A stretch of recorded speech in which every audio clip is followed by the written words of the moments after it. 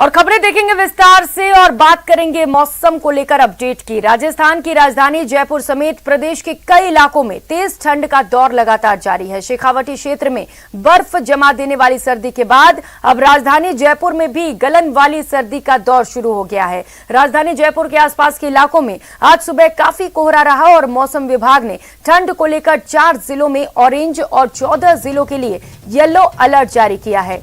प्रदेश में और कहर सर्दी ढाने वाली है। मौसम विभाग ने इसे लेकर अलर्ट जारी कर दिया है। 4 जिलों के लिए ऑरेंज अलर्ट है तो वहीं 14 जिलों के लिए मौसम विभाग ने येलो अलर्ट जारी किया है। कई जिलों में घना कोहरा छाने की भी आशंकाएं जताई जा रही हैं, तो इसके साथ ही कोल्ड डे और कोल्ड वेव को लेकर भी चेतावनी जारी की गई है। तो ठंड लगातार कहर बरपा रहा है और मौसम विभाग ने अब इसे लेकर अलर्ट भी जारी कर दिया है। कई जगहों पर ऑरेंज तो इसके साथ ही 14 जिलों में येलो अलर्ट जारी किया है, यानी कि यहां पर ठंड बढ़ने के आसार हैं और इसे लेकर आपको और भी ज्यादा सतर्क रहने की जरूरत है।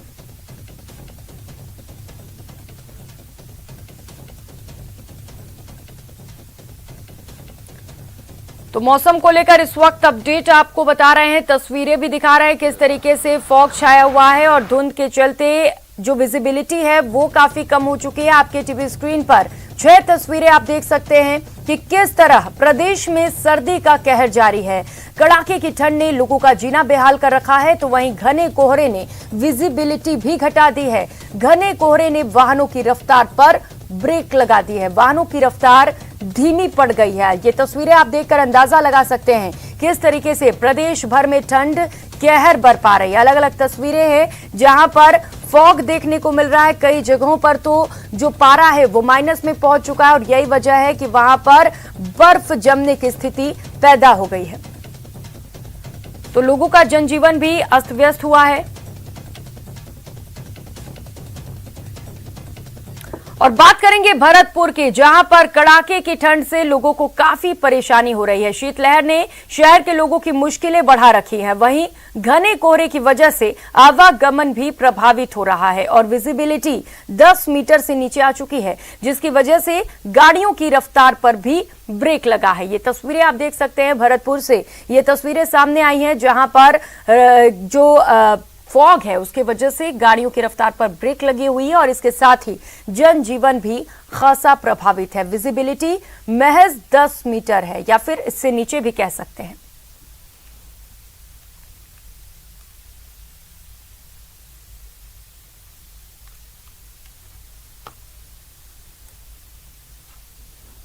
से लोग जो है परेशान नजर आ रहे हैं और जिले भर में चारों तरफ जो घना कोहरा है वो छाया हुआ है। विजिबिलिटी बिल्कुल जो है डाउन है और 10 मीटर पर भी जो है वाहन चालकों को कुछ नजर नहीं आ रहा है। आप देख सकते हैं कि घना कोहरा जो है छाया हुआ है और ऐसे में वाहन चालकों को जो है कड़ी परेशानी का यहाँ पर जो है सामना करना पड़ रहा है। काफ़ी समय हो चुका है लेकिन फिर भी जो रोड है वो खाली नजर आ रहे हैं, यानी कि सर्दी का जो प्रकोप है वो देखने को मिल रहा है और आम जनजीवन जो है वो भी प्रभावित है। सबसे ज़्यादा जो परेशानी है वो मजदूर वर्ग को हो रही है और ऐसे में आप देख सकते हैं कि यहाँ पर जो ये मजदूर वर्ग के लोग हैं वो आए और अलाव जला करके जो है सर्दी से बचाव का यहाँ पर जो सहारा है वो लिया जा रहा है। आप देख सकते हैं कोहरे की जो धुंध है वो कितनी छाई हुई है, यानी कि जो वाहन चालक हैं वो अपनी लाइटों को जला करके चल रहे हैं और तभी जो है वो निकल पा रहे हैं, क्योंकि कोहरा इतना घना है कि कुछ देख पाना भी जो है मुश्किल हो रहा है। मैं इस वक्त शहर के बीचों बीच में मौजूद हूँ, लेकिन यहाँ पर भी कितना घना कोहरा छाया हुआ है उससे अंदाज़ा लगाया जा सकता है कि ग्रामीण इलाकों में घने कोहरे का कितना प्रकोप जो है वो देखने को मिल रहा है। यानी कि जनजीवन पूरी तरह से प्रभावित है और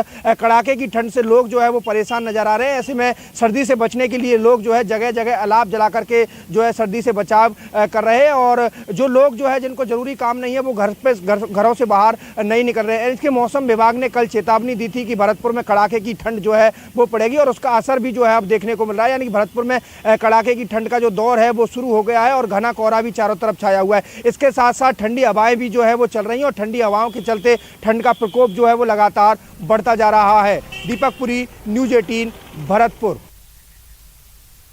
तो वहीं धौलपुर शहर में सर्दी का प्रकोप लगातार जारी है। प्रकोप देखा जा रहा है। अधिक सर्दी बढ़ने के कारण लोग अपने जरूरी कार्यों के लिए ही घरों से बाहर निकल रहे हैं और जगह जगह लोग अलाव का सहारा लेते हुए भी नजर आ रहे हैं। किसानों के मुताबिक इस कोहरे से गेहूं की फसल को छोड़कर आलू, टमाटर, मिर्ची और सरसों जैसी फसलों को नुकसान पहुंच रहा है। इस हाड़ कपाती ठंड ने जनजीवन को भी अस्त व्यस्त कर दिया है।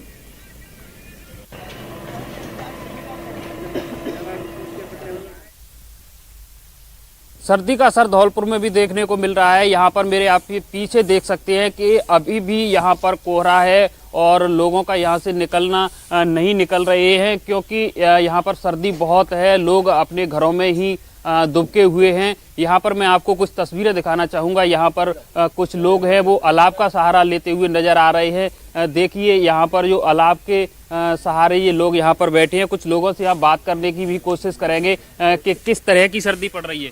सर्दी बहुत तेज पड़ रही है, गलन पड़ रही है बिल्कुल जी। ठीक है कि नहीं? तो बहुत परेशानी। निकल रहे हो तो कैसे निकल रहे हो? घर से बिल्कुल ढक्कर के ओढ़ के। और क्या, यहाँ हमारे साथ कुछ और लोग मौजूद हैं, उनसे भी जानने की कोशिश करेंगे कि सर्दी अधिक है और कोहरा भी पड़ रहा है, तो फसल में क्या फायदा होगा? फसल में फ़ायदा कैसे होगा? जब कोहरा पड़ रहा है किसान के लिए तो कहीं फ़ायदा नहीं है। किसान को तो मरना ही मरना है ना। नहीं, गेहूं की फसल को तो फायदा। तो ये गेहूं से एक व्यवस्था थोड़ी बनती है ना। ये गेहूं के भरोसे बैठे रहो, आलू खत्म हो गया, सरसों खत्म हो गई है। आज प्रशासनिक व्यवस्थाएं सारी फैल चल रही हैं। गौ माताओं को देखो सड़कों पे भटक रही हैं। प्रशासन कभी ध्यान नहीं देता। पेपरों में आता है कि साहब गौशाला के लिए इतनी व्यवस्था की गई है। क्या व्यवस्था की है? कुछ नहीं है, सब कागज की वो है। किसान को मरना है, गरीब को मरना है। बाकी की सारी व्यवस्था है ना वो राजनीतिक व्यवस्था है और कोई किसी की तरफ कोई ध्यान नहीं देता है। एक जिले की जिम्मेदारी एक प्रशासनिक कलेक्टर साहब की होती है। कलेक्टर साहब ने कभी आकर के देखा कि जनता कैसे रह रही है? पशुओं का क्या हाल है ये देखा कभी? कोई नहीं देखता। हरवीश शर्मा, न्यूज 18 धौलपुर। तो चूरू की बात करें तो चूरू में भी बर्फीली सर्दी का सितम जारी है। जिले में आज सुबह का पारा -1.5 डिग्री सेल्सियस दर्ज किया गया और फसलों पर बर्फ की चादर जमी रही। तस्वीरें भी आप देख सकते हैं किस तरीके से जो फसल थी वहां पर जो गाड़ियां थी उन पर बर्फ की चादर नजर आई। खड़ी गाड़ियों की छतों और शीशों पर भी बर्फ की चादर जमी नजर आई।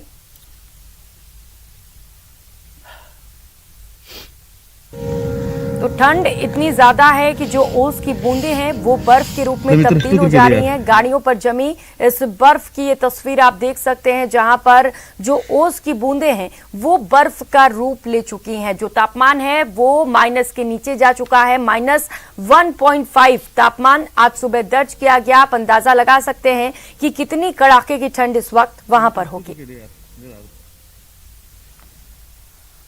और चलिए रुक कर लेते हैं इस बीच आ रही बड़ी खबर का। जयपुर से ये बड़ी खबर सामने आ रही है, जहां पर कोहरे ने फ्लाइट लैंडिंग को पर रोक लगा दी है। भोपाल जाने वाली फ्लाइट जयपुर के लिए डाइवर्ट कर दी गई है। एयर इंडिया फ्लाइट संख्या AI435 जयपुर डाइवर्ट कर दी गई है। दिल्ली से भोपाल ये फ्लाइट जा रही थी। एयर इंडिया की ये फ्लाइट बताई जा रही है। कोहरे के चलते फिलहाल जो फ्लाइट है वो भोपाल नहीं जा पा रही है। जयपुर इसे डाइवर्ट कर दिया गया है।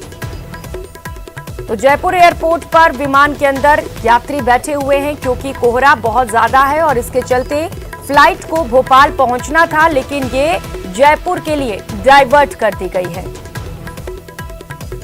तो बड़ी सूचना इस वक्त की आपको बता रहे हैं। एयर इंडिया फ्लाइट संख्या AI435 जयपुर के लिए डाइवर्ट कर दी गई है। घने कोहरे का असर देखने को मिला है। दिल्ली से ये फ्लाइट भोपाल की ओर जा रही थी, लेकिन इसका डाइवर्जन कर दिया गया है। और सिरोही के माउंट आबू में भी लगातार तापमान लुढ़कता जा रहा है। लगातार तीसरे दिन भी पारा -1 डिग्री सेल्सियस दर्ज किया गया, जिसकी वजह से गाड़ियों की छतों पर बर्फ जमी हुई नजर आई। वहीं बढ़ती ठंड से पर्यटकों की संख्या भी लगातार बढ़ती जा रही है और सैलानी भी ठंड का जमकर लुत्फ उठा रहे हैं। तेज हवाओं के साथ सर्दी का टॉर्चर भी बढ़ रहा है। जो स्थानीय लोग हैं वो परेशान हैं, जो किसान हैं अब वो भी परेशान है, क्योंकि फसलों को भी ये ठंड नुकसान पहुंचा रही है। लेकिन इसके साथ ही जो पर्यटक हैं वो खासा उत्साहित नजर आ रहे हैं। पर्यटकों की संख्या में लगातार इजाफा देखा जा रहा है। बेटा आप ये क्या कर रहे हो? बर्फ निकाल रहे हैं। आज ये बर्फ जमी है? हाँ। आपको कैसे पता चला बर्फ जमी है? मेरे को ट्रेन से नहीं होता है। माउंट आबू में कैसी सर्दी है? बहुत तेज, बहुत ही सर्दी है। आज आपकी गाड़ी में बर्फ जम गई है, हाँ। तो आप बर्फ को उखाड़ रहे हो। किसको बताओगे ये बर्फ? किसी को नहीं, हैं? सबको। कि माउंट आबू में बहुत ज्यादा सर्दी है। तो वहीं सीकर के शेखावटी अंचल में कड़ाके की ठंड का दौर लगातार जारी है। इलाके में पिछले 3 दिन में लगातार तापमान माइनस में बना हुआ है। साथ ही घने कोहरे ने लोगों की परेशानी भी बढ़ा दी है। जिले में आज सुबह का तापमान -1.8 डिग्री सेल्सियस दर्ज किया गया है। वहीं मौसम विभाग का कहना है कि अगले कुछ दिन तापमान माइनस में रह सकता है। तो लगातार तीसरा दिन जब बीकानेर में, माफ कीजिएगा, सीकर में जो तापमान है वो माइनस में दर्ज किया गया है। शेखावाटी अंचल में कड़ाके की ठंड का दौर लगातार जारी है और पिछले 3 दिन से लगातार जो है वो घना कोहरा छाया हुआ है। इसके साथ साथ तापमान है वो भी माइनस में चल रहा है। और इस वक्त हम आपको दिखाना चाहेंगे किस तरह से जो सड़क के किनारे जो जमीन है वहां पर जो ओस की बूंदें हैं वो जमी हुई हैं और किस तरह से जो पूरी जो आसपास की जमीन है वो सफ़ेद नजर आ रही है। यानी कि जो ओस की बूंदें हैं वो एक तरह से जम करके और जो बर्फ की चादर का उन्होंने रूप ले लिया है और पूरी जो जमीन है वो सफ़ेद हो रखी है। तो इससे ये अंदाज़ा लगाया जा सकता है कि कितनी ठंड इन रेतीले धोरों में पड़ रही है, जिससे कि आम जनजीवन परेशान है। और दूसरी तरफ थोड़ी सी राहत की बात जरूर है कि कोहरा जो आ रहा है उसकी वजह से फसलों को नुकसान नहीं हो रहा है, फसलों को फायदा हो रहा है। लेकिन ठंड का जो असर है वो साफ देखा जा सकता है कि किस तरह से जो पूरी ज़मीन है वो सफ़ेद हो रखी है और लगातार जो कोहरा है उससे जो है वो वाहन चालकों को भी बड़ी परेशानी उठानी पड़ रही है। और मौसम विभाग का ये मानना है कि अगले कुछ दिन जो तापमान है वो इसी तरह से रहेगा, यानी कि माइनस में रह सकता है और लोगों को सर्दी है वो परेशान कर सकती है। संदीप हुड्डा, न्यूज़ 18 सीकर।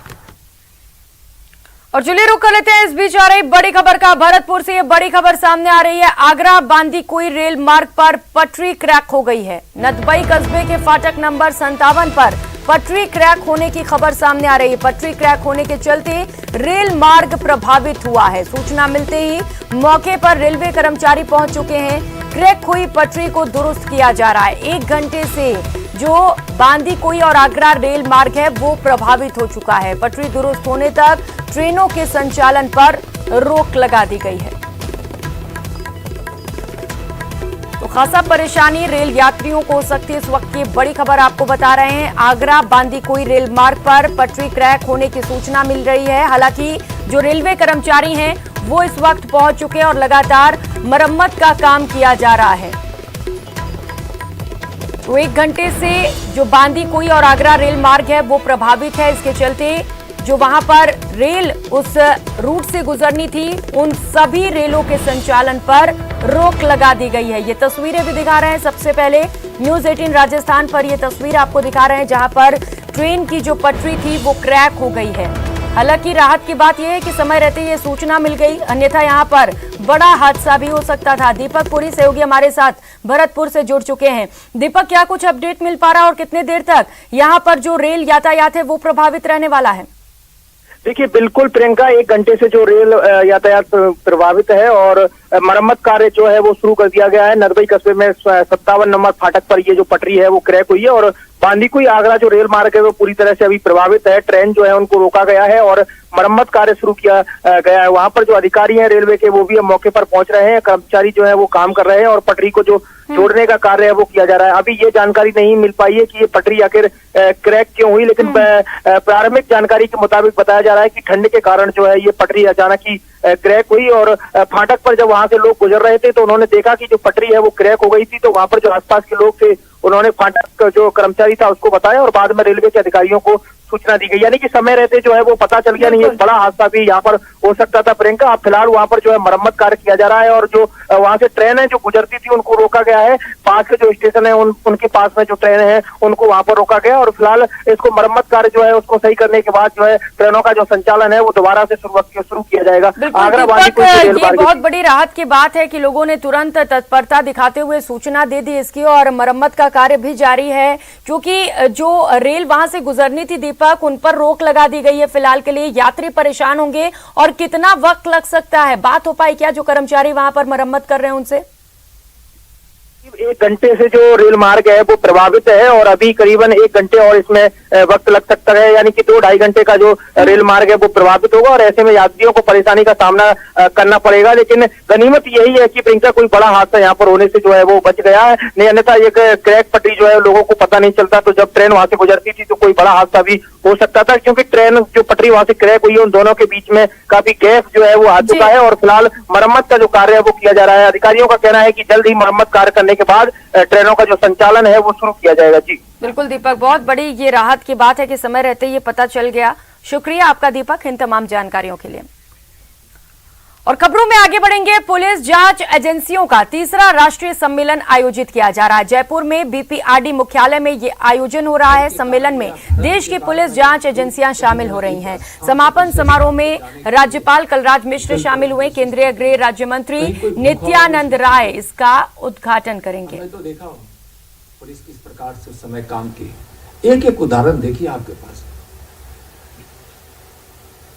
गांव से लेकर शहर तक, मुंबई के उस एक झुग्गी झोपड़ी के इलाकों में देखे होंगे पुलिस पर पत्थर चलते रहे, पुलिस हटी नहीं, इसलिए कि वहां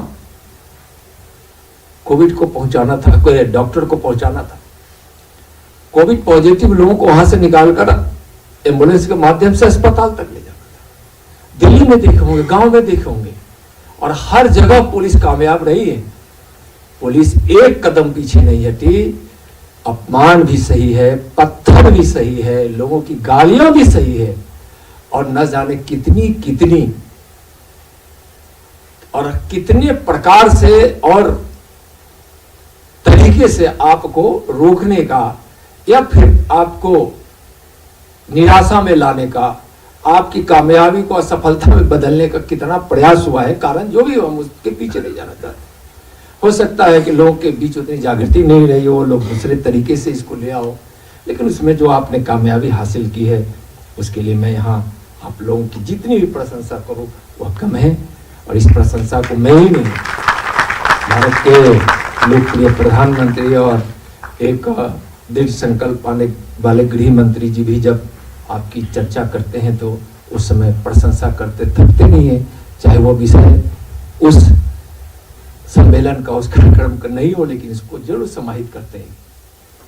कुछ आवश्यकताएं हैं कि आपदा तो अपने देश में क्या दुनिया में विभिन्न प्रकार की होती है, विभिन्न स्थितियों में होती है।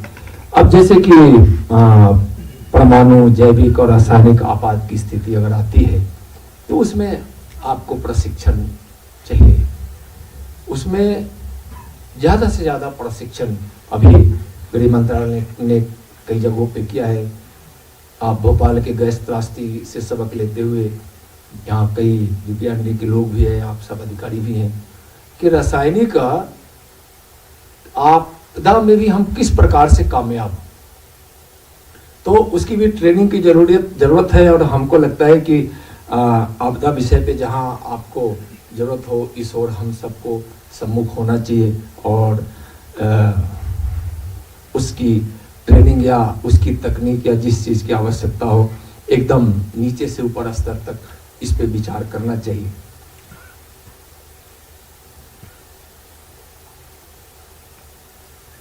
मैं एक बार फिर दोहराना चाहूँगा, माननीय प्रधानमंत्री जी, आदरणीय नरेंद्र मोदी जी